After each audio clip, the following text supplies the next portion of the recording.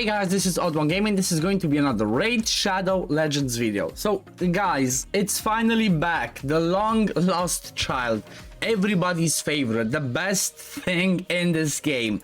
What am I talking about? Well, it's obviously a Sharpool event because, you know, that's the thing that we all love about Raid Shadow Legends. So basically what I'm talking about is this announcement right here. First of all, I'm straight up gonna start with point number 2. We are planning to launch a guaranteed champion event simultaneously with the 10 times. Summon champions using ancient shards while this event is active. I'm sorry for the background noise, it's like, you know, countryside life, so you're gonna hear that from time to time. But it says here, summon champions using ancient shards while this event is active, and you're guaranteed to get Alscore Crimson Horn by your 180th ancient shard. It's behind me over there. Who will be perfect match for your Jetney the Giant. So, you know what? It's finally back, and I'm kind of happy about this, and I kind of predicted it at the same time. What I was expecting them to do was either a guaranteed event for Alscore, you know, to pair with Jetney, or I was expecting to do a champion training tournaments, the same way they did with Altan, if you remember, during the Oella fusion. That's what I expected to, you know, to see. But I'm not sure how many people actually have 180 ancients. It seems like they're upping a little bit the, you know, the requirement. Before we had 150, you know, as the highest when it comes to ancients. Now we have 180. But one thing is, this is what I would really want to say is, I don't think that's too much. 180 shards, ancient shards, you know, luckily you can still buy with gems if you have them. For Alscore, I think it's worth it. Not because of the pairing with Jetney, so don't get me wrong, they have an interesting duo, they have an interesting combo together, but that's not what I'm talking about. I'm talking about if you're somebody that's like early, mid, you know, progressing through the game still, and you're not doing Ultra Nightmare Clan Boss consistently. If you're still doing that killable comp, if you're still struggling, well, Alscore is going to be the champion, is going to help you because he can enable unkillable for you. He has his A3 over here that fully heals the target ally, then places a block damage buff on all allies for 2 turns. So this is going to be, you know, la creme de la creme from his kit. Here he does bring some other stuff where he can remove enemy buffs, he places continuous heals, then he heals himself depending on the damage that you know, he does. Plus he has a chance to extend debuffs on the target.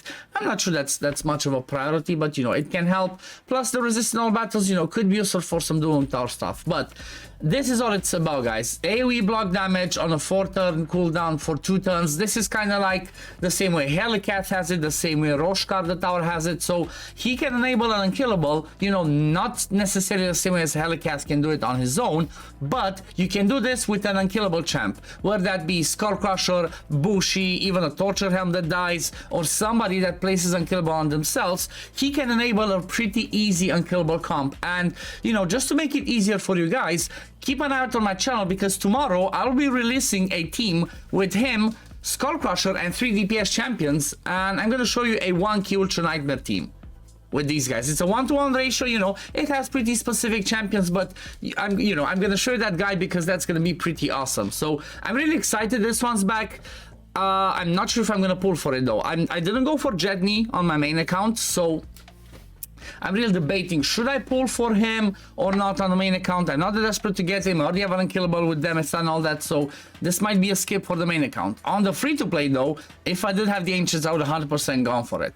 But at the same time, you know, with this event, we also have 10 times for Sifi the Lost Pride, which top-tier Void Legendary, as we all know. Archbishop Painthray, which, you know what, he's kind of interesting. Like, if, in a way, I kind of think maybe I should have gone for him when he wasn't guaranteed before, because what he brings is increased defense and shield, okay, and as an AoE. But this is what I like about his kit, he brings block buffs.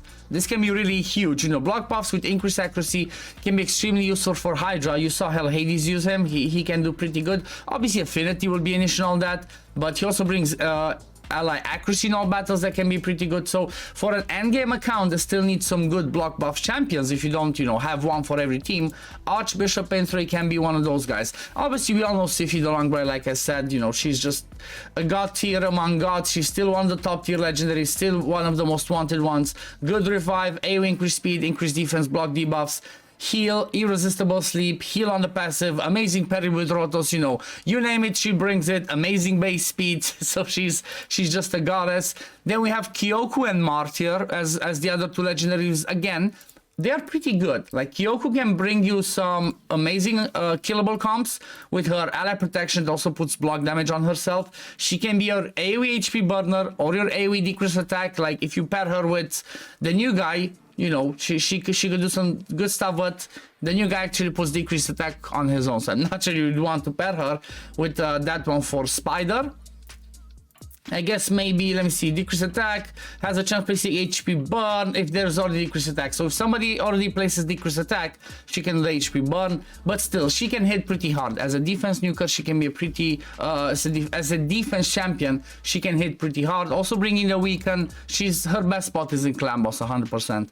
Then I was talking Martyr, one of the very few AoE ally, AoE block, no, I cannot even speak, AoE counterattack champions in the game. It's her, Valk, and Skullcrusher, that's it. So what she brings is AoE decrease attack plus a provoke, AoE increase defense and counter attack. This would be amazing. I would love this on the free to play.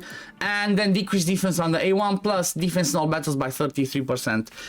The sad thing with Martyr is the fact that if you're someone that's like endgame, she keeps losing value. She's still good, she can still be used, you know, maybe in some Hydra teams, maybe in some other stuff, but there's just, you know, after you progress your clan boss team and you're outgrowing or maybe moving towards an unkillable, she kind of loses value, unfortunately, but still a pretty good champion. Then when it comes to the epics, we have Ursula the Mourner for the Voids. She's a pretty amazing one. You might, you know, if you follow the Hydra, the CC challenge, you saw that I used her for my brutal Hydra team as my reviver, my increased attack, decreased attack, increased defense, strengthen. Like, she brings pretty much almost everything. Plus she has a pretty amazing lead in Doom Tower by 24%, increased speed by 24%. So you know what, she's a pretty solid champion that if you pick her up, if you do decide to pull, she's definitely a pretty good one. Then we have Mausoleum Mage, Grizzle Yard, and Seeker. Mausoleum Mage and Grizzle Yard are those increased defense and block buff champs, you know. I think like Grizzle Yard, I do have him on my free to play, but I feel like he's kind of outdated. Too many books over here for just a decreased attack. Then just one turn block debuffs, he does go on a 3 turn, not the best. Mausoleum Mage is a little bit stronger because he also brings some other healing. He brings some healing and cleansing on this one. He also brings increased crit rate, alongside that increased defense and a decreased speed on day one, so he's pretty good. But then Seeker is one of those OP ones that if you don't have and you're missing him for your, you know, unkillable clan boss teams, you're definitely gonna want him. It's all about this A2, guys. It's all about this A2.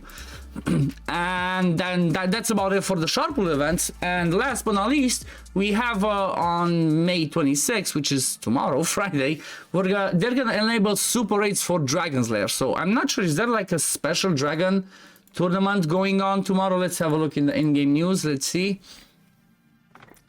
So hunt for artifacts in Dragon's Lair to win incredible rewards. So just simple dragon event. I mean, it's gonna tie up with the dungeon divers that we still have on. There's gonna be a champion training event. Train hard like Acel to make your champions powerful. So who knows what else they're gonna release. But I guess having super raids on Dragon is gonna make it easier for us to farm that dungeon divers to finish off the Jetney fusion, or at least that's what is gonna help me on the free to play. But yeah, that's all I want to talk about. I'm really excited mostly about, like I said, the guaranteed event for Asgore, because I feel like there's a lot of people that should go for him if they have the shard, so they can make that unkillable team on their account if they don't already have one. So if you're one of those ones that doesn't have an unkillable team, you know, if you have a Skullcrusher, especially if you have a Skullcrusher on your account already, I 100% am telling you, go for this guy, because it's gonna make it easy for you to do one unkillable and basically kill Ultramir clan boss every day. And again, keep an eye out, tomorrow I'm gonna release a clan boss team with him and with Skullcrusher. But anyway, guys, this is gonna be it for the video. Thank you all for watching. If you do enjoy my content, as always, don't forget to like this video and subscribe to the channel to see when I upload next, and we'll see you on the next one. Peace, love, take care everyone. Bye, guys.